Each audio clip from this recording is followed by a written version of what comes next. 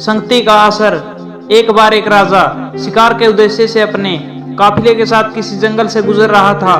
दूर दूर तक शिकार नजर नहीं आ रहा था। वे धीरे धीरे घनघोर जंगल में प्रवेश करते गए। अभी कुछ ही दूर गए थे कि उन्हें कुछ डाकुओं के छिपने की जगह दिखाई दी। जैसे ही वे उसके पास पहुंचे, पास के पेड़ पर बैठा तोता बोल पड़ा, पकड़ो पकड़ो, एक राजा आ रहा है। इसके पास बहुत सारा सामान है, लूटो लूटो, जल्दी आओ जल्दी आओ।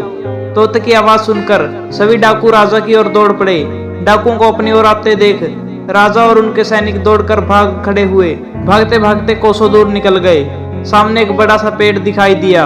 कुछ देर सुस्ताने के लिए उस पेड़ के पास चले गए। जैसे ही पेड़ के पास पहुंचे, उस पेड़ पर बैठा तोता बोल पड़ा, आओ राजन, हमारे साधु महात्मा की कुटी में आपका स्वागत है। अंदर आइए, पानी पीजिए और विश्राम कर लीजिए। तोते की इस बात को सुनकर राजा हैरत में पड़ गया और सोचने लगा कि एक ही जाति के दो प्राणियों का व्यवहार इतना अलग कैसे हो सकता है।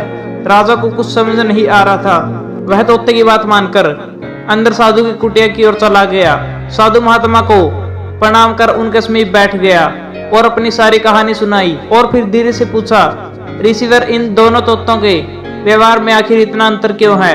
साधु महात्मा धैर्य से सारी बात सुनी और बोले, ये कुछ नहीं राजन, बस संगति का असर है। डाकुओं के साथ रहकर तोता भी डाकुओं की तरह व्यवहार करने लगा है और उनकी ही भाषा बोलने लगा है। अर्थात जो जिस वातावरण में रहता है वह वैसा ही बन जाता है। कहने का तात्पर्य यह है कि मूर्ख भी विद्वानों के साथ रहकर विद्वान बन जाता है, और अगर विद्वान भी मूर्खों की संगत में रहता है तो उसके अंदर भी मूर्खता आ जाती है। इसीलिए हमें संगति सोच समझकर करनी चाहिए।